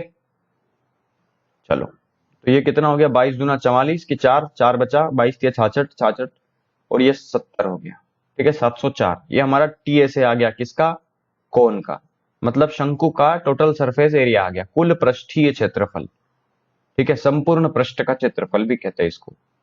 अब हमें क्या निकालना है 15 सेंटीमीटर वाली कोर के घन के शीर्ष पे रखा जाता है। अगर घन का, एक घन की कोर 15 है तो उसका घन का संपूर्ण पृष्ठ का क्षेत्रफल कितना होगा, तो वो होता है घन का 6a², है ना। तो 6 इंटू ए का स्क्वायर, 15 का स्क्वायर 225, तो 6 का मल्टीप्लाई करो 30, 3 बचा, 6 दूना 12, 3, 15 की 5, 1 बचा, 12 और 1 13, 1350 ये और 704 ये टोटल सरफेस एरिया आ जाएगा, जो एरिया आकृति बनेगी। तो 1350 में 704 जोड़ दो, तो 4, 5, 20, 20, 54, ऑप्शन ए आंसर हो गया। बैंक में दीपा 6,250 रुपए की राशि जमा करती है, जो कि 2 साल में वार्षिक चक्रवृद्धि ब्याज की दर से इतनी हो जाती है। तो ब्याज की दर क्या है, देखो इस तरह के सवाल को बहुत ही इजी ट्रिक से कर सकते हैं। मूलधन मिश्रधन, ठीक है, मूलधन कितना दिया 6,250, जो कि 2 साल में कितना हो गया 7,840, है ना, रेशो से। तो 0 से 0 काट दो, जब तक काटना है तब तक 2 साल, 2 साल मतलब स्क्वायर, 3 साल देता तो स्क्वायर रूट, किसी का वर्ग या वर्गमूल नहीं बन जाता। जैसे 625 हम जानते हैं 25 का स्क्वायर होता है, तो बस स्क्वायर रूट लगा दो। 2 साल है तो 2 लिखना है, मतलब वर्गमूल निकालना है। 3 साल बोलता तो घनमूल, 4 साल बोलता तो चौथा मूल निकालते हैं हम उसका, ठीक है। 625 किसका, 25 का स्क्वायर होता है। 784 किसका, 28 का होता है। कोई चीज 25 से बढ़ के 28 हो गई, 3 बड़ी, किससे, 25 से, तो 100 पे कितना 25 चौके 100, तो 4 दिया 12%, ऑप्शन ए आंसर हो गया हमारा। 689 रुपए की वॉशिंग मशीन बेचने पर राजू को 6% का लाभ मिला, तो 689 हो गया हमारा 106% की वैल्यू, तो 100% कितना था, बस सोल्व कर लो इसको। 1640 रुपए पर 7% की दर से साधारण ब्याज निकालना है 6 वर्षों का। तो मूलधन गुना दर गुना समय बटे में 100। ये फार्मूला ही तो लगाना है, कैलकुलेशन सिंपल सा है, आप कर सकते हो। इनका एलसीएम निकालना है, तो इनका फ्रैक्शन का एलसीएम क्या होता है, एलसीएम और बटे में एचसीएफ। तो नीचे वाले नंबर का एचसीएफ निकलेगा, ऊपर वाले नंबर का एलसीएम निकलेगा। देखो एलसीएम मतलब बराबर एलसीएम बटे एचसीएफ। इन नंबर का देखो 6 4 2 1, ऊपर क्या आएगा, हमें एलसीएम पूछा है इनका। ठीक है, तो एलसीएम निकाल लो आप ऊपर वाले नंबर का। 6 4 2 1 एलसीएम कितना आता है, 6 और 4 12, है ना, 12 ही आएगा और क्या। बस 6 तो छोटा हो जाएगा, 18 4 से नहीं कटेगा और 24 तो सबसे कट जाएगा, लेकिन लीस्ट कॉमन मल्टीपल निकालना है ना हमें, लीस्ट छोटे से छोटा। तो 24 से तो कटेंगे सारे नंबर, लेकिन 12 से भी तो कट रहे हैं। ठीक है, पी की वैल्यू ये है तो पी का दुगना क्या होगा, पहले पी को हल कर लेना। मान लो पी का वैल्यू 5 आ जाए, तो पी का दुगना कितना होगा, तो 2p कितना होगा, 10 हो जाएगा, है ना, सिंपल है। पहले इसको सोल्व तो करना ही पड़ेगा हमें, डिवाइड करना। तो 4 तिया 12, ये 3 आ गया, फिर 3 तिया ये 9 आ गया, फिर 20 और 9 29 आ गया, है ना, और माइनस का 4 कर लेना तो 25 आ गया। फिर ये कितना बचा, 36 माइनस का 2 ब्रैकेट में आ गया 25, ब्रैकेट के बाहर है 10, तो 25 दूना कितना आ गया, 50 आ गया। तो 36 माइनस 50 प्लस 10 आ गया, तो 36 10 46 हो गया, मतलब माइनस का 4 आ गया। तो डबल करोगे तो माइनस का 8 आ जाएगा आपका। ठीक है, एक छात्रावास में 60 पुरुषों के लिए 35 दिन रुकने की व्यवस्था थी।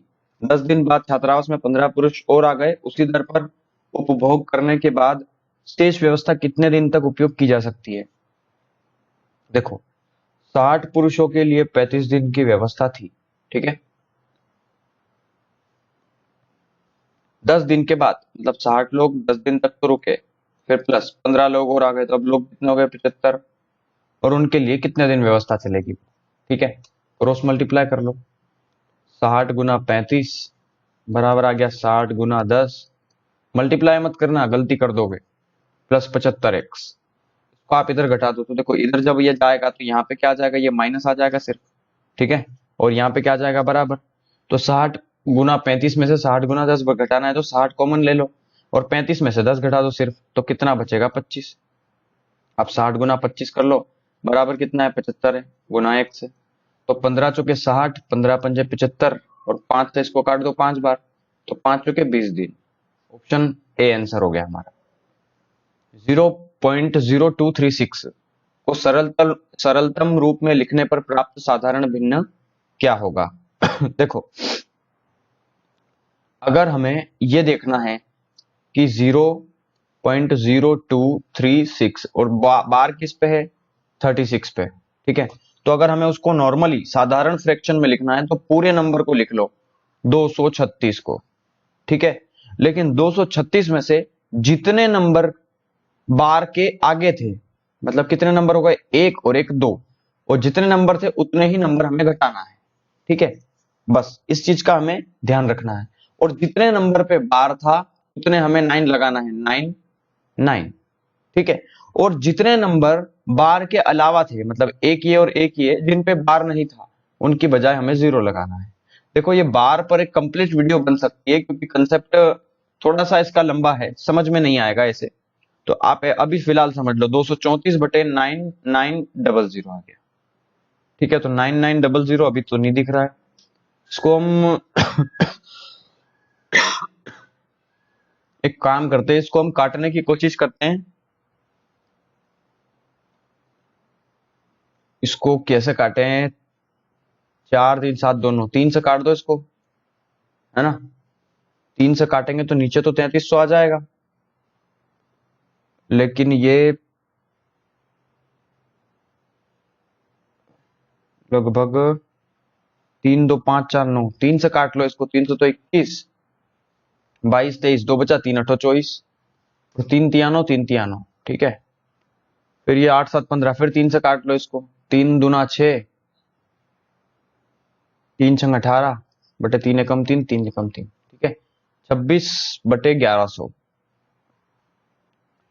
इसको 26 बटे 1100 भी नहीं आया अभी, तो इसका आधा करो, 13 आ गया। इसका 1100 का आधा 550, 13/550। हाँ, ऑप्शन बी आंसर हो गया हमारा।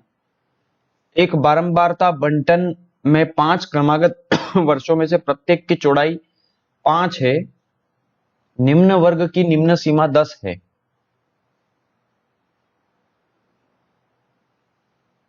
ये क्या सवाल है? एक बारंबारता बंटन में 5 क्रमागत वर्गों में प्रत्येक की चौड़ाई 10 है और निम्नतम वर्ग की चौड़ाई, निम्नतम वर्ग सीमा 10 है। तो पूछा क्या है? गलत सवाल। चलो आगे देखते हैं। देखो, अगर ये इसमें पूछता ना हमसे कि ये निम्न सीमा दे दी वर्ग अंतराल की, लेकिन अगर ये उच्च सीमा पूछता तो हम निकाल सकते थे। ठीक है, इसकी बारंबारता पूछ सकता कि कितनी बारंबारता होगी तो हम निकाल सकते थे। ठीक है, उनका टोटल समीशन पूछता तो हम निकाल सकते थे। अभी क्लियर नहीं है कि उसने पूछा क्या है। ठीक है, तो हम बता भी नहीं सकते क्या आंसर आएगा। चलो आगे देखते हैं। ए पाइप ए एक भरी हुई टंकी को 5.6 घंटे में खाली कर सकता है। पाइप बी उसे 7 घंटे में भर सकता है। 5.6 होता कितना है? तो बटे में 10 से डिवाइड कर दो। 28 दूना 56, 5, 28 और 5 आ गया। तो ए जो है वो 28/5 घंटे में खाली कर सकता है और बी जो है उसको 7 घंटे में भर सकता है। एलसीएम आ गया 28 इनका। ठीक है, 28 से 28 डिवाइड करोगे तो ये कितना आएगा? 5 खाली होगा और 7 चौके 28, तो 4 भरेगा। ठीक है, तो बस ये आ गया। मतलब ओवरऑल जो है टंकी भरेगी नहीं, क्योंकि ए 5 भर रहा है और बी सिर्फ 4, सॉरी, एक 5 खाली कर रहा है और बी 4 भर रहा है। मतलब टंकी जो है वो माइनस में होगी, नेगेटिव होगी। अभी बोलो टंकी को पूरी भरी रहने की स्थिति में, मतलब मान लो टंकी पूरी भर चुकी है 28 लीटर की, और पाइप ए और बी को बारी बारी खोला जाता है 1-1 घंटे के लिए, तो टंकी को खाली करने में कितना टाइम लगेगा? बड़ा सिंपल सा सवाल है। देखो, हमारे हाथ में है हम कैसे करना चाहते हैं इसको। अगर पहली बार ए को खोला तो उसने 5 खाली कर दिया 28 में से, फिर दूसरी बार बी को चलाया तो 4 भर दिया उसने। मतलब 2 घंटे में ओवरऑल 1 यूनिट पानी भराया उसमें। ठीक है, 2 घंटे में 1 यूनिट, तो हमें कितना भरना है? 28 यूनिट। ठीक है, तो 28 का मल्टीप्लाई मत करना उसमें, है ना, क्योंकि एक खाली करने वाला है एक भरने वाला है। 28 की बजाय एक कम, है ना, या 1 या 2 कम, उसका मान लो 26 से मल्टीप्लाई किया, तो 26 दूना कितना हो गया? 52 घंटे। और 52 घंटे में कितना? 26 यूनिट पानी भर देगा वो। लेकिन अच्छा, 26 का भी मल्टीप्लाई नहीं होगा क्योंकि 5 लीटर खाली करने वाला है वो। तो यहां पे समझना, 2 घंटे में 1 यूनिट पानी भर रहे हैं वो दोनों, खाली कर रहे हैं। 28 में से जितना खाली हो रहा है वो घटा दो पहले तो आप, तो कितना हो गया ये? 23।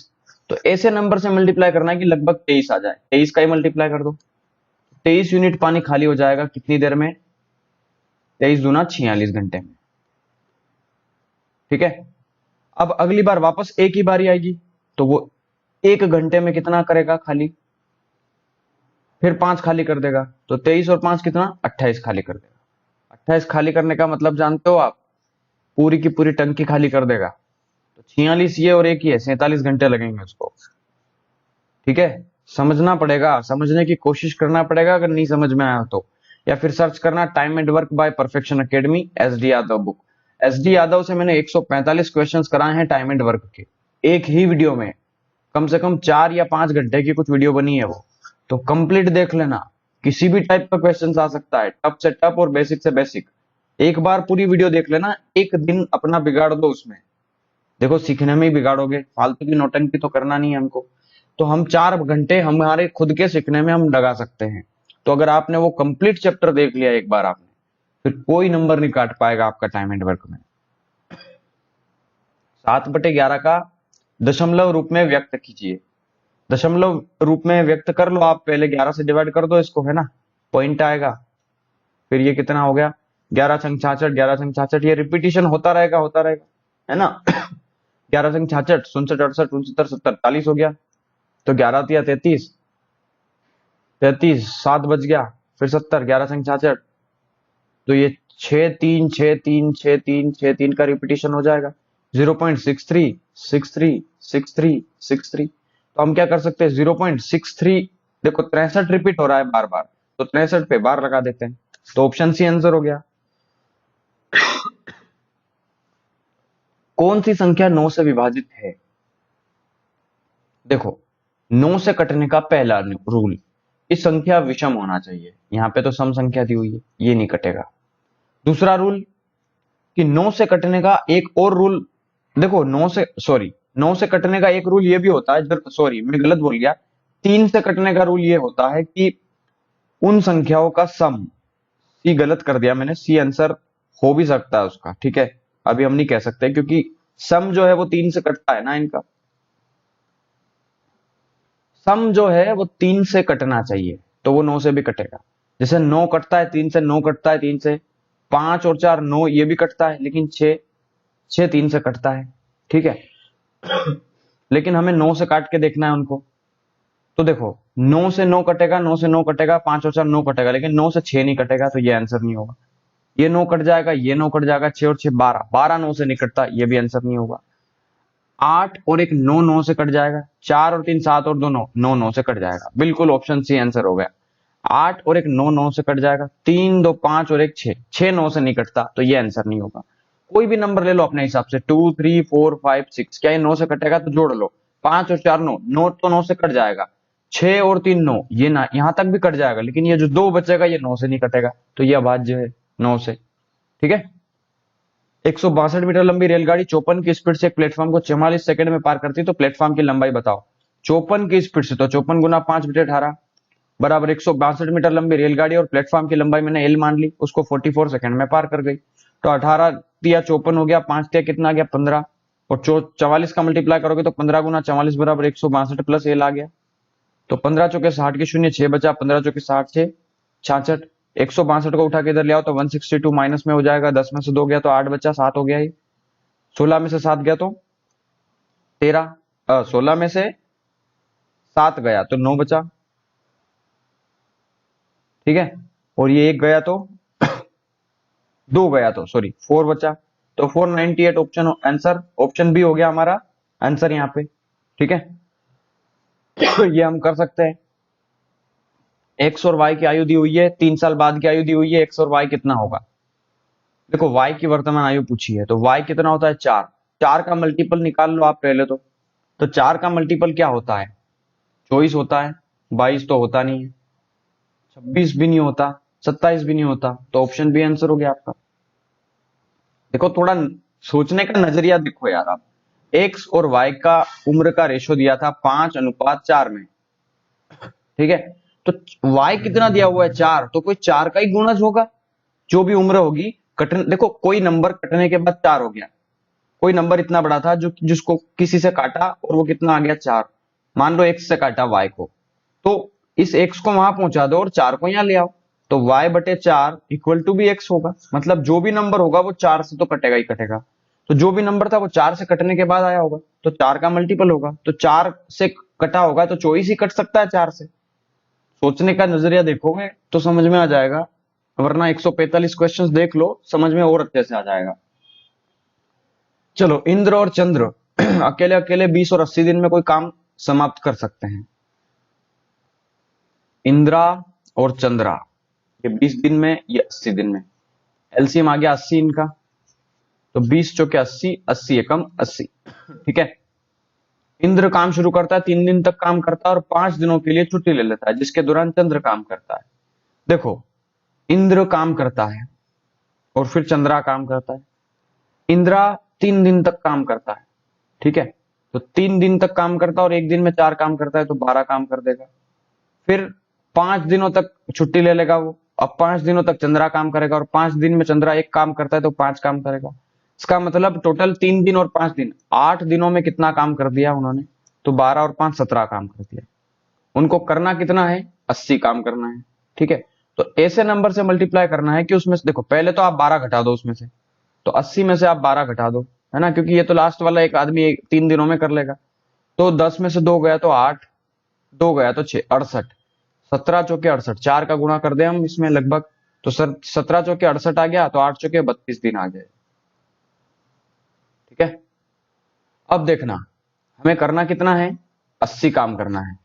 ठीक है, तो 80 काम अगर हमें करना है तो अभी तो 68 काम हुआ है 32 दिन में, अब इसकी बारी आएगी इंदिरा की, और इंदिरा 3 दिनों में कितना काम करता है, तो 3 दिनों में वो करता है 12 काम। तो 68 में 12 जोड़ो कितना हो जाएगा 80, और 32 और 3 कितना हो गया 35 दिन, तो 35 दिन में कितना काम हो जाएगा 80, का मतलब 35 दिन आंसर हो गया हमारा। अक्षय 2 वर्षों के लिए 6% की साधारण ब्याज की दर पे इतने रुपए उधार लेता है और समान राशि को 2 साल के लिए 9% की दर से अपने दोस्त को दे देता है, तो साल भर बाद लाभ कितना होगा। सिंपल प्रश्न है, 3000 पे 6% की दर से 2 साल का, तो 6 दूना 12%। मतलब वो, जैसे कि ये अभय है, अक्षय है सॉरी, इसने किसी से पैसा लिया कितने परसेंट पे, 3000 रुपए लिए 2 साल के लिए 6% की दर पे, तो 6 दूना 12%, 2 साल की दर हो गई टोटल, तो 12 तिया 36, मतलब 360 रुपए उसको ब्याज देना पड़ेंगे, है ना, जिस बंदे से लिए उसको। तो अब ये उतना ही पैसा 2 साल के लिए देता है, लेकिन रेट बढ़ा देता है 9%। ठीक है, तो देखो इसने इतना ही पैसा दे दिया अपने दूसरे व्यक्ति को, मतलब उसने एक्स से लिया अक्षय ने, लेकिन अक्षय ने भी दे दिया उसको 9% पे। देखो लिया उसने कितने 6% पे है, और दिया कितने 9% पे है, तो प्रॉफिट कितना हो गया उसका 6, और 6 से 9% ज्यादा, मतलब 3% का फायदा उसका, और 3% का फायदा कितने साल तक लिया उसने 2 साल तक, तो टोटल दर कितनी हो गई 6%। तो 6% निकाल लो 3000 का आंसर सीधा 180। अरे ये तो मैंने लिखा समझाने के लिए लिखा है, देखो समझना, ये अक्षय था आपका, अक्षय ने देखो साल तो फिक्स है ना, 2 साल 2 साल 2 साल सब दूर। ठीक है, उसने 6% पे कोई पैसा लिया और 9% पे दे दिया, तो उसका फायदा कितना है 3% का है ना उसका फायदा अक्षय का, तो 3% निकाल लो, और वो भी 2 साल तक, तो 3000 का 3% 2 साल तक कितना होगा, 2 जीरो से 2 जीरो कट गए, 30 या 90, 90 दूना 180, ऑप्शन है आंसर हो गया। 3 पाइप है 10.8 और 21.6 घंटे में खाली टंकी को भरते हैं, तीसरा पाइप इसको इतने घंटे में खाली करता है, तीनों को एक साथ कर देंगे तो टंकी कितनी देर में भर जाएगी। सबसे बेसिक सवाल है ये पाइप एंड सिस्टम चैप्टर का। ठीक है, 10.8 देख करके घबराना नहीं है, 10.8 को आप नंबर में बदल दो एक्चुअली। ठीक है, ये कितना हो गया 54/5, है ना, तो ये पहला पाइप हो गया 54/5 के हिसाब से, दूसरा पाइप कितना हो गया 21.6/10, तो 21.6 बटे में कुछ नहीं तो 1 मान लो, पॉइंट हटाए तो 10 आ गया, इसको 2 से काट दो, 10 3 103/5 आ गया है ना, 2 एकम 2 0, और 2 8 16 108 सॉरी, तो 108 बटे में 5 आ गया। तीसरा 18 घंटे में खाली करता है ना, तो 18 108 और 54 इन नंबर का एलसीएम ले लो, वो टोटल वर्क हो जाएगा, है ना, कर सकते हैं हम इसको, इजी सवाल है ये। निम्न चार्ट के आधार पर किस महीने में 250 के से कम स्क्रू का निर्माण किया गया। 250 से कम तो यहाँ पे किया गया 200। ठीक है, तो किस महीने में, तो ये कौन सा महीना है 200 वाला, तो ये महीना है आपका जनवरी, जनवरी होगा ये, देखो यहाँ पे तो ये जनवरी बन रहा है, थोड़ा तिरछा है पर ठीक है, तो जनवरी महीना चल रहा था यहाँ पे ये, और 250 से कम स्क्रू बने यहाँ पे, है ना, तो जनवरी महीने में, ऑप्शन सी। 2:12 पे घड़ी और सुई के बीच में। ठीक है, तो 30 इंटू 2 माइनस 5.5 मतलब 11/2, है ना, इंटू 12 कर दिया है मैंने, 3 से 4 वीडियो में बता रहा हूं मैं इस तरह के सवाल को। इसको घटा लेना, 60 माइनस 55 का 12 में मल्टीप्लाई करके पॉइंट लगा देना, जो भी नंबर आए उसको आप घटा देना, इन दोनों को मल्टीप्लाई करके यहाँ लिख देना, 60 में से घटा देना, आंसर आ जाएगा। चलो, cos square 5 degree plus cos square 10 degree plus cos square 90 degree तक को हमें इसको सोल्व करना है। देखो कोस स्क्वायर 90 तक को हमें सोल्व करना है 5 मार्क्स के डिफरेंस पे, है ना, तो यहाँ पे देखो कोस स्क्वायर है 5 डिग्री प्लस कोस स्क्वायर है 10 डिग्री प्लस कोस स्क्वायर है 15 डिग्री प्लस डेस डेस डेस डेस डेस कोस स्क्वायर है 75 डिग्री प्लस मतलब 80 डिग्री समझ लो, 80 डिग्री प्लस कोस स्क्वायर है 85 डिग्री प्लस कोस स्क्वायर है 90 डिग्री। ठीक है, यही इक्वेशंस गिवन है हमारे सामने, देखो यहाँ पे कोस स्क्वायर 5 मतलब 5 5 के डिफरेंस पे, 5 से फिर 10 फिर 15 फिर 20 फिर 80, फिर 85, फिर 90। ठीक है, अब मेरे को एक चीज बताओ आप, अगर मैं इन नंबर को जोड़ना शुरू कर दूं, cos square 5 plus cos square 85, ठीक है, ये इनका रेसिप्रोकल बनेगा कि नहीं बनेगा? बिल्कुल बनेगा। ठीक है, तो इन नंबर का सम एक एक होता जाएगा। ठीक है, तो एक एक होता जाएगा और आप इसको सम कर सकते हो। ठीक है ना? तो बस इन सबका जब आप सोल्यूशन करेंगे तो सब कुछ हो जाएगा, लेकिन बीच में एक नंबर बचेगा, कोस स्क्वायर 45, क्योंकि कोस स्क्वायर 45 लास्ट में नहीं है। Cos square 90, this is also 1। ठीक है, कोस स्क्वायर 90 है ना, तो कोस स्क्वायर 90 कितना हो जाएगा आपका? कोस स्क्वायर 90 साइन अगर 90 है 1, तो कोस 90 होगा आपका 0, ये तो 0 हो गया। इनका सबका सम कितना होता जाएगा? इन सबका सम 1 plus 1 plus 1 plus 1 plus 1 plus 1, कितने नंबर बनेंगे ये? 85 से 5 तक, मतलब 7 नंबर ऐसे बन जाएंगे ये। ठीक है, 7 नंबर ये प्लस कोस 45। ठीक है, और कोस 85 से 80, सॉरी 8 80 बचेंगे ना, 8 नंबर बनेंगे ऐसे। तो को 8 प्लस कोस स्क्वायर 45, तो 8 प्लस कोस 45 की वैल्यू होती है 1/√2, और उसका स्क्वायर है तो स्क्वायर लगा दो। तो ये कितना हो गया? 8 प्लस 1 और बटे में √2 का स्क्वायर, मतलब 2 बचा। तो 8 सही 1/2, ऑप्शन बी आंसर हो गया। देखो ये बेसिक सवाल है, इसको इतना भी नहीं लिखना था एक्चुअली अगर मैं समझाता तो, लेकिन फिर भी मैंने समझाया क्योंकि एनटीपीसी वालों को नहीं पता होगा। इसको और अच्छे से समझना है तो मैंने ट्रिग्नोमेट्री चैप्टर करवाया है ना, क्योंकि देखो एक सवाल कराने से समझ में नहीं आएगा, मैं कंप्लीट बता दूं आपको, कंप्लीट कंसेप्ट आपको पता होना चाहिए। मैंने एसडी यादव बुक कराया है, उसको देख लो, वरना मास्टर वीडियोस लाने वाला हूं मैं, सारे क्वेश्चंस ले लूंगा मैं। ठीक है, चलो इसको हम कर सकते हैं 7 छंग 42, तो 6 हो गया ये पूरा 18। ठीक है, 12 में से 9 घटा देना, फिर इधर ये जोड़ देना, और फिर ये जो भी आए उसमें से 18 घटा करके ये जोड़ देना, सिंपल सवाल है। एक्स का वो न्यूनतम मान बताओ जिससे ये एक पूर्णांक बन जाएगा। पूर्णांक बनाने के लिए पहले तो 55 कटना चाहिए। ठीक है, तो पूर्णांक चाहिए हमको,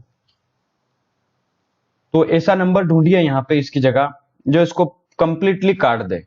जैसे कि अगर 36 लूंगा 74, तो 74 में से 19, 55 में से देखो 74 में से 19 गया, तो 14 में से अगर 9 गया तो ये कितना बचेगा? 5।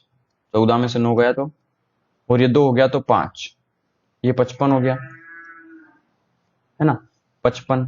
तो देखो ये तो न्यूनतम पूछा है हमसे, ये तो मैक्सिमम है, अधिकतम है, तो ये भी आंसर हो सकता है। देखो गलत नहीं है, 55 को 55 से काट देंगे तो एक एक पूर्णांक बन जाएगा ये।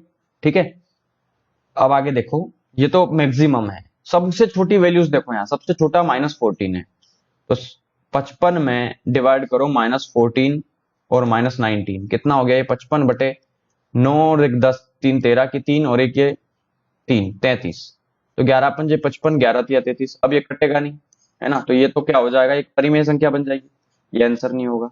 फिर आप 55 के बटे में -36 रख के देखो, -19 रख के देखो, तो 55 बटे में 9 और 6 15 की 5, 3 4 और 1 5, माइनस का 55, इससे ये कट जाएगा तो नेगेटिव का 1 बचेगा, माइनस का 1। ठीक है, तो ये भी तो एक पूर्ण अंक है। देखो पूर्णांक मतलब होता है एक इंटीजर, इंटीजर नेगेटिव से पॉजिटिव तक होते हैं, -इंफिनिटी टू +इंफिनिटी, जितने भी नंबर होंगे सारे क्या होंगे? पूर्णांक होते हैं। ठीक है, जिसमें -1 -2 -3 फिर +0 +1 +2 +3, इधर -इंफिनिटी तक और इधर +इंफिनिटी तक, ये सारे नंबर पूर्णांक होते हैं। ठीक है, तो नेगेटिव नंबर को देख करके ये मत सोचना ये पूर्ण अंक नहीं है, ये भी पूरा अंक है लेकिन निगेटिव है ना, तो ये निगेटिव इंटीजर है हमारा, है ना, तो ये -36 से सेटिस्फाई होगा। 30 को मत चेक करना, क्योंकि सबसे छोटा नंबर तो नेगेटिव वाले होते हैं ना, उनसे ही आंसर आ रहा है, तो पॉजिटिव वाले को क्यों चेक कर रहे हो? तो बड़े नंबर होते हैं। न्यूनतम मान पूछा है ना हमसे, एक संख्या 9 5 में थी, प्रत्येक में 8 जोड़ दिया तो 5:3 हो गया, दोनों में से बड़ी संख्या कौन सी होगी? देखो दोनों में से बड़ी संख्या कितनी थी? 9 थी, जिसको हमने दोनों में 8 8 जोड़ा तो ये 5:3 आया। पहले मेरे को एक बात बताओ, जो भी नंबर था उसके अंदर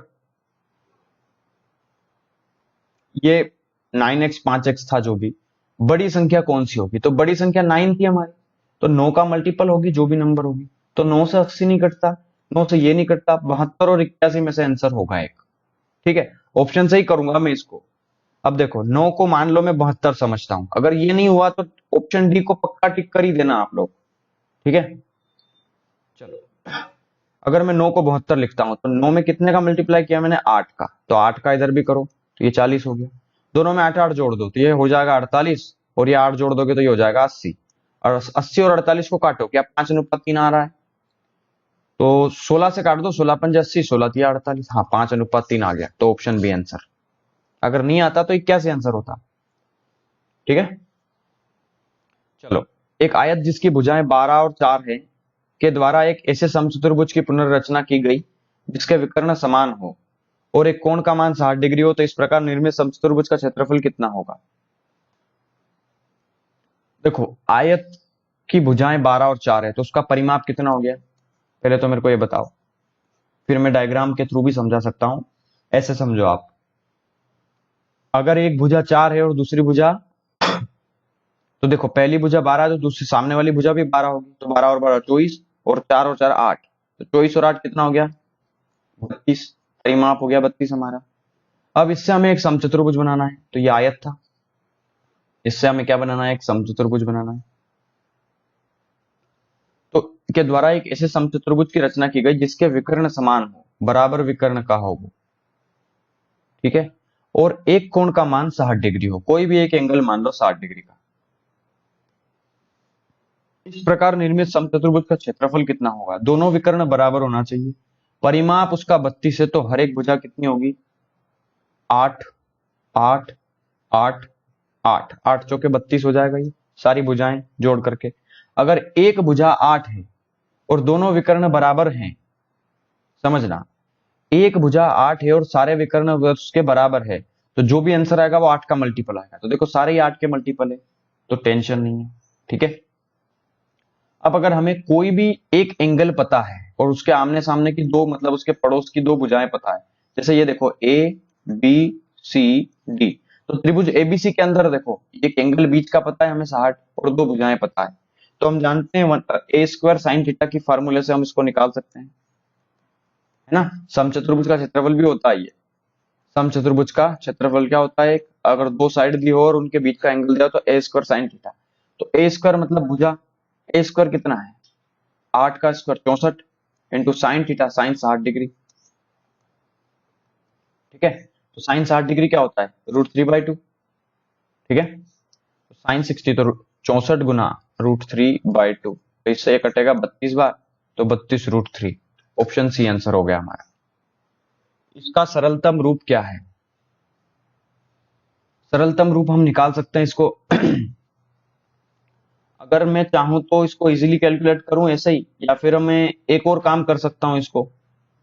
देखो ऐसे तो हम पता नहीं कर पाएंगे कि क्या होगा, तो मैंने एक अप्रोक्सीमेशन से करता हूं मैं इसको, जैसे 273/195 हो गया, तो मैंने इसको लगभग कितना लिख दिया, 200 लिख दिया, नीचे वाले नंबर को कितना लिख दिया, 200। ठीक है, 200 लिख दूंगा मैं इसको।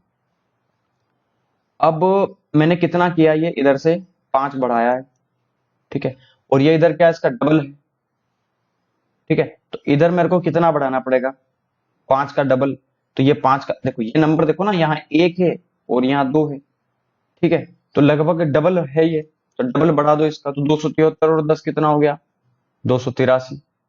अब मैं इसको इजीली थोड़ा कैलकुलेट कर पाऊंगा, है ना। देखो 2 से काट दो इसको, 2 एकम 2, 2 चुके 8, 2 एकम 2, लगभग लगभग इतना है ना, 140 समझ लो इसको, तो 140 बटे में 100 बचा ये, तो ये कटेगा 70 बार और ये कटेगा 10 बार। ठीक है, तो ऊपर तो एक चीज पता चली मेरे को कि लगभग 7 आ रहा है और नीचे 5 का मल्टीपल आ रहा है, तो आंसर इसका 7/5 हो सकता है। मतलब इससे ये पता चल गया कि 7 से ये नंबर कट सकता है। अगर आंसर हमारा एग्जैक्ट नहीं आ रहा है तो हम ऐसे सोल्व कर सकते हैं उसको, कि 7 से इसको सोल्व करो, तो 7 दूना 14, 7 तिया 21, 7 तिया 21, 6 बचा, 7 नम 63, और गुना 7 का मल्टीप्लाई किया हमने, बटे में कितना आया, ये नंबर भी 7 से कटना चाहिए, 7 दूना 14, 5 बचा, नहीं ये 7 से नहीं कट रहा, तो 7 से कितनी बार में कटा, 39 बार, है ना। तो ऐसा कौन सा नंबर है जो 7 बार में इससे कट जाए? अच्छा कट तो रहा है, देखो 7 दूना 14, 14 15 16 17 18 19, 5 बचा। अच्छा नहीं कटेगा, 11 से काटें इसको, 11 एकम 11। अच्छा 5 से काट दो इसको, 5 से काटेंगे इसको तो 5 या 15 16 17 18 19, 5 नम 45, 39 इंटू 5, है ना। 39 से 39 कट गया, 7/5 आंसर हो गया। ऑप्शन सी आंसर हुआ। देखो फिर से वही आया ना हमारा आंसर, थोड़ा समझने की जरूरत थी, बाकी कर सकते हैं हम इसको आसानी से। एक द्विघात समीकरण दी हुई है, इसके मूल अल्फा बीटा है, तो वर्गमूलों का योग पूछा है, मतलब अल्फा प्लस बीटा का सम पूछा है हमें, तो मूलों के वर्गमूलों का योग पूछा है। अच्छा वर्गमूलों का योग ये पूछा है हमें, A square alpha square plus beta square. तो पहले मूलों का योग निकाल लो, अल्फा प्लस बीटा वो होता है माइनस का बी बटा है, तो माइनस माइनस प्लस का हो गया, तो 5/6। अल्फा इंटू बीटा मतलब होता है सी बटा है, तो 1/6 हो गया। अब इनका फार्मूला लगा दो, alpha square plus beta square का क्या होता है, अल्फा प्लस बीटा का स्क्वायर -2 अल्फा बीटा। तो इन दोनों का सम करो पहले तो वो हो गया 5/6 का स्क्वायर माइनस का 2 अल्फा बीटा, तो 2 इंटू 1/6, 2 3 जा 6, 5 का स्क्वायर आ गया 25/6 का स्क्वायर आ गया 36, माइनस का 1/3, इधर 36 है, इधर 12 का मल्टीप्लाई कर दूं मैं दोनों में, तो नीचे 36 36 कॉमन आ गया, तो नीचे तो 36 आ गया और 25 में से गया 12, तो कितना बचेगा 13, 13/36 ऑप्शन सी आंसर हो गया। किसी प्राकृतिक संख्या को 5 6 7 और 8 से विभाजित करने पर प्रत्येक स्थिति में 4 बचता है, संख्या को आरोही क्रम में व्यवस्थित करने पर दूसरी संख्या कौन सी होगी? देखो कौन सी ऐसी संख्या है जिसको अगर हम इन सब से डिवाइड करें तो 4 शेष बचे? तो कोई एक संख्या है मान लो, जो भी उसको अगर हम 5 से या 6 से या 7 से या 8 से डिवाइड करेंगे तो 4 शेष बचेगा, तो 4 उसमें जोड़ दो। 4 शेष बचेगा कब? जब इनके एलसीएम से मैं डिवाइड करूंगा, तो एलसीएम कितना हो गया 5 6 7 8 का,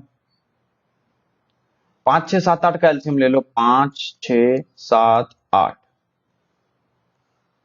2 से ले लो, 5 2 तिया 6 7 2 चौके 8। अब देखो ये सारे अभाज्य संख्या है, ये कटेगा ही नहीं किसी से, तो 7 चौके 28 और ये 15 और ये 2, तो देखो 15 दूना 30, तो ये गुना 28, ये 30 गुना 28 आ गया, ये मल्टीप्लाई कर लो 0 8 तिया 24 की 4, 2 बचा, 3 दूना 6 और 2 8, 840 संख्या आ गई वो, और 840 में 4 जोड़ दो 844। अब जो भी नंबर होगा वो 844 का डबल होगा, ट्रिपल होगा, है ना।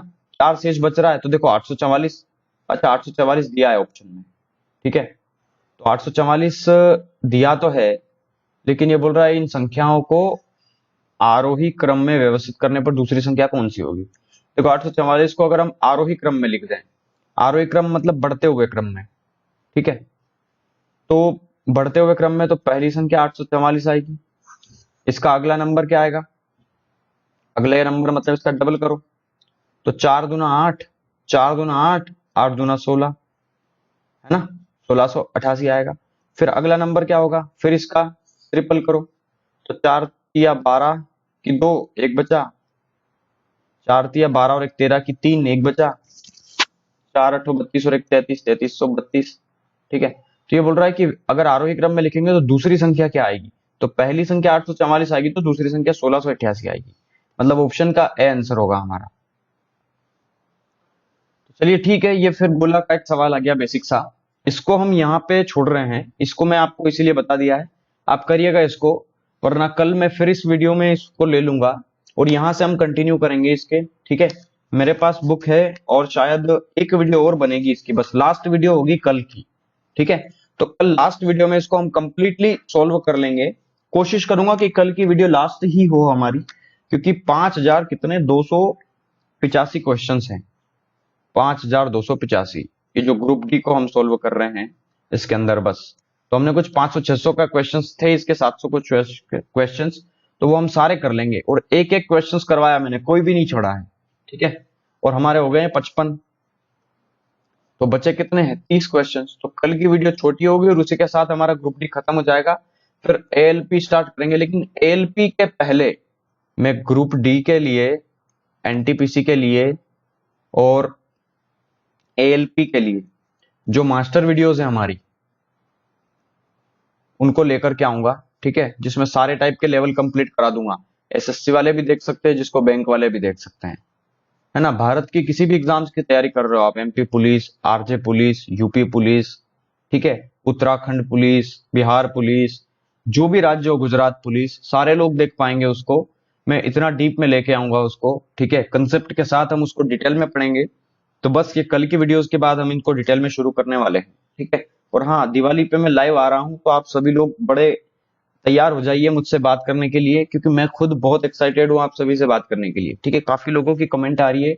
मैं पिछले 3 से 4 साल हो गए मुझे यूट्यूब पे पढ़ाते पढ़ाते, लेकिन आज तक मैं कभी लाइव नहीं आया हूँ, न कभी लाइव पढ़ाया है मैंने, ठीक है। तो पहली बार मैं लोगों से मिलने वाला हूँ दिवाली पे। चलिए ठीक है, मिलते हैं फिर कल एक नई वीडियो में। कल लास्ट वीडियो होगी इसकी है, ठीक है। उसके बाद हम मास्टर वीडियोस लेकर के आएंगे। इस बुक से नहीं होगा, काफी लोग कमेंट करेंगे किस बुक से ला रहे हो सर। ये मैं सारी बुक्स के क्वेश्चंस ले लूंगा, पुराने प्रीवियस वर्क, ठीक है, जितने भी पुराने एग्जाम्स में आए हुए सारे क्वेश्चंस ले लूंगा, एक टाइप का एक ही लूंगा, ठीक है। तो चलिए ठीक है, बाय बाय।